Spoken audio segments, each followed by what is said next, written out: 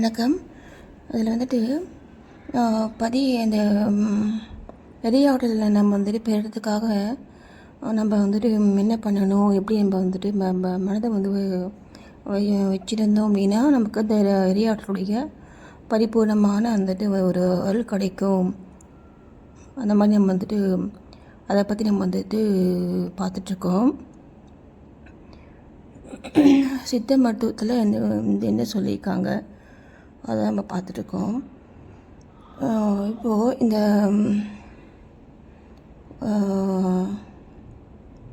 மெய்ஞான சூத்திரம்ட்டு ஒரு ஒரு ஒரு வந்து ஒரு ஒரு பாட்டு எனக்கு அந்த பாட்டு வந்துட்டு என்ன சொல்கிறாங்கன்னா, விளம்பிய உள்ளத்து மெய் வாய் கண் மூக்கு அளந்தறிந்து அறியா ஆங்கவை போல தாம் தாம் உணவின் தமி அருள் காந்தம் கண்ட பாசத்தவையே அப்படின்ட்டு அந்த மெய்ஞான சூத்திரம்ட்டு 5ஆம் சூத்திரத்தில் வந்து சொல்கிறாங்க. மெய்ஞான போதம் கிளையா அதில் இது வந்து இப்போது என்ன இதில் வந்துட்டு மீனிங்னா, விளம்பிய அப்படின்னா நம்ம சொல்லக்கூடிய அந்த உள்ளம் கிளியா, நம்முடைய மனம் கிளியா, நம்முடைய பாடியில் இருக்கக்கூடிய அந்த உள்ளத்து என்ன மெய் வாய் கண் மூக்கு, சரிங்களா? மெயினாக நம்முடைய உடம்பு, வாயினா உங்களுக்கு தெரியும், சாப்பிட்ற வாய், கண் மூக்கு, சரிங்களா? கண் தெரியும், மூக்கு தெரியும். இப்போது எங்கள் புக்கில் வந்துட்டு என்ன சொல்லியிருப்பாங்கன்னா, 5 பொறி 5 புலன்னு சொல்லுவாங்க, சரிங்களா? அப்போ வந்துட்டு 5 பொறிகள் தான் இவங்க சொல்லியிருக்காங்க, சரிங்களா? 5 பொறிகள் வந்து இவங்க வந்து செவியை வந்து விட்டுட்டாங்க. ஏன் வந்து இவங்க செவியை வந்து இவங்க வந்து விட்டுட்டாங்கன்னா, செவிங்கிறது பார்த்தீங்கன்னா நம்முடைய உடம்பில் வந்துட்டு தான் இருக்குது, ஆனால் அதனுடைய ஆக்ஷன் வந்துட்டு வெளியில் இருக்குது.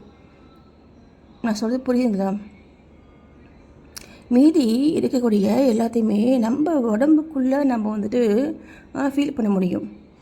ஆனால் இந்த செவி அப்படின்னு சொல்லக்கூடிய இந்த ஒளி இல்லையா, ஒளி சின்னலி, அந்த ஒளி வந்து பார்த்தீங்கன்னா வந்துட்டு எங்கள் புக்கில் வந்து பார்த்திங்கன்னா ஆகாயக்கூறு சொல்லுவாங்க, சரிங்களா? ஆகாயத்தினுடைய தன்மை தான் அந்த செவியில் வந்து இருக்குது.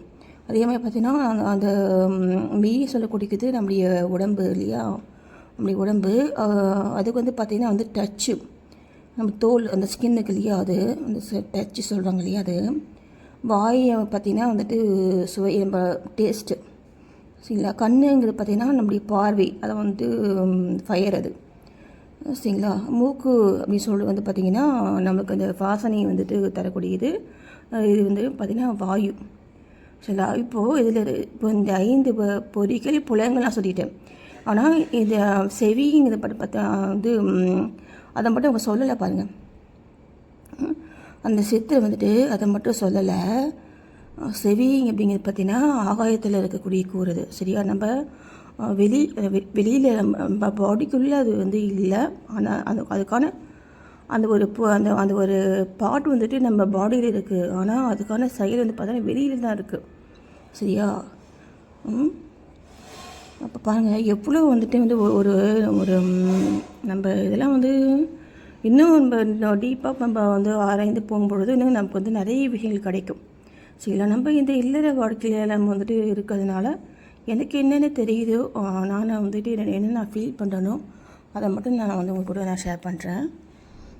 இதெல்லாம் நம்ம தெரிஞ்சுக்கிட்டோம்னா நம்ம வந்து உடம்பை நம்ம ரொம்ப நாள் நம்ம உயிர் வந்து தங்க வச்சு நல்லபடி நல்லா ஆரோக்கியமாக வாழ்கிறதுக்காக தான் அவங்க இதெல்லாம் சொல்கிறாங்க, ஓகேங்களா? இப்போ வந்துட்டு என்ன சொல்கிறாங்க சரி பார்க்குறாங்க. அளந்தறிந்து அறியா ஆங்கவே போல, இதெல்லாம் பார்த்திங்கன்னா அளந்து அறிந்து, சரிங்களா? இப்போது இந்த 5 பொறிகள் வந்துட்டு எவ்வளோ நம்ம உடம்புல இருக்குது, அது வந்து எங்கெங்கே இருக்குது, சரிங்களா? அதான் வந்து அளந்து அது எவ்வளோ இருக்குது, சரியா? அது அறிந்துன்னா அதை பற்றி நம்ம தெரிஞ்சுக்கிட்டு அறியா ஆங்காவே போல், ஆனால் அதை நம்ம தெரியக்கூடாது. இப்போது நான் சொல்கிறது இப்போ இவங்க வந்துட்டு இந்த பாட்டில் வந்து சொல்கிறது பார்த்திங்கன்னா அவங்க வந்துட்டு இந்த இறைநிலையை வந்து பெறக்கூடிய அந்த வீடு பேருக்கான வழியை தான் அவங்க சொல்கிறாங்க. ஏன்னா ஒவ்வொரு இதுக்கு வந்து பார்த்திங்கன்னா அந்த ஏன்னா அது அதனுடைய போக்கில் நம்ம விட்டுவிட்டோம் அப்படின்னா நமக்கு ஆசைகள், பற்றுகள், தேவைகள் இதெல்லாம் வந்துட்டு அதிகமாகிடும் இல்லையா? அப்போது நம்மளுடைய பிறவியுடைய நோக்கத்தை நம்ம வந்துட்டு அந்த அடைய முடியாது இல்லையா? அதனால் அவங்க அந்த சித்தையில் வந்து பார்த்திங்கன்னா அளந்து அறிந்து அறியாங்கவை போல் எனக்கு இதெல்லாம் தெரியாது, அப்படி தெரியும், அவங்களுக்கு எல்லாமே தெரியும், ஆனால் அதை வந்துட்டு அவங்க மனதை அவங்க வைக்கல. சரிங்களா? அதே மாதிரி தாம் தாம் உணர்வின் தமிழருள் காந்தம் கண்ட பாசத்தவி.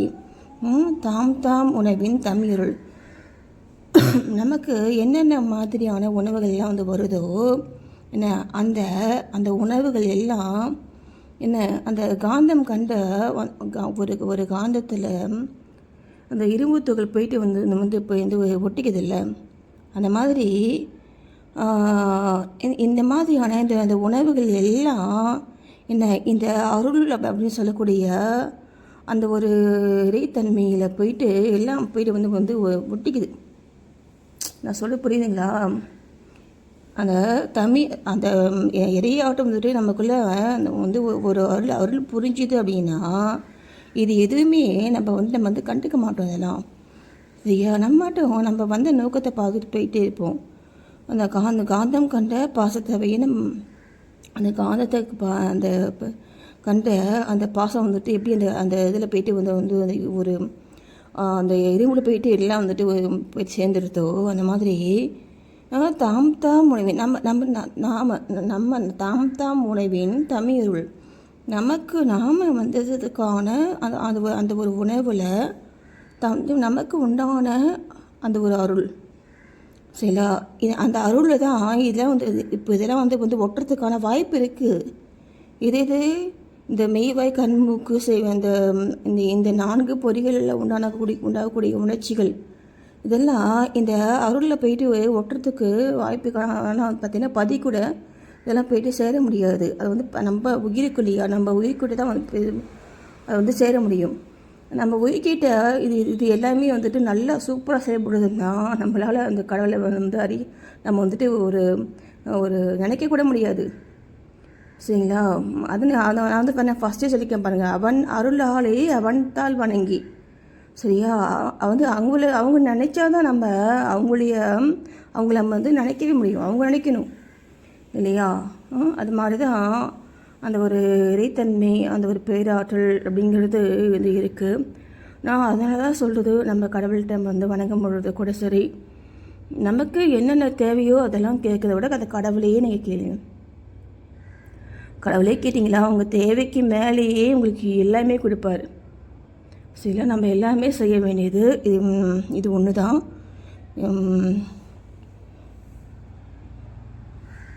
நன்றி.